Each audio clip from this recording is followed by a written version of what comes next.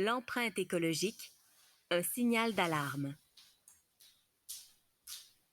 Si tout le monde vivait comme un Français, nous aurions besoin de 3 planètes.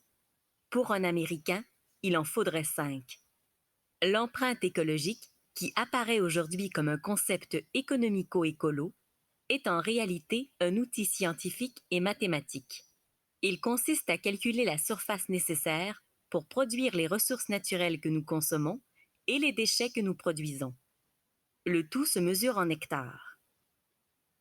L'empreinte écologique s'applique au monde, à l'Europe, à la France et à chacun d'entre nous.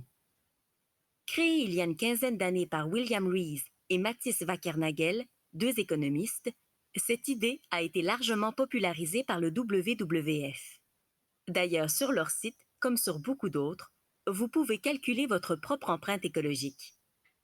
Vous devez répondre à une dizaine de questions qui concernent essentiellement l'habitat, à combien vivez-vous, dans combien de mètres carrés, l'alimentation, à quelle fréquence mangez-vous de la viande, et les transports.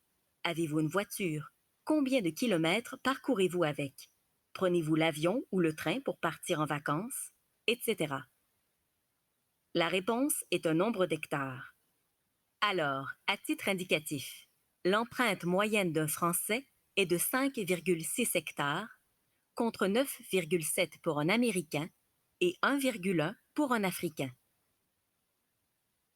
Ce qui est certain, c'est que l'humanité est en déficit écologique depuis 1985 et que la pression que l'on exerce sur notre planète n'est plus soutenable. Alors, la solution consiste à modifier, petit à petit, ses habitudes. Par exemple, remplacer son pommeau de douche par un pommeau économique vous fera gagner 640 mètres carrés. Même chose pour les ampoules. Mangez moins de viande et plus de légumineuses. Utilisez du papier recyclé, les transports en commun. Débranchez les appareils électriques mis en veille. Bref, que des petits gestes, mais qui peuvent tout changer.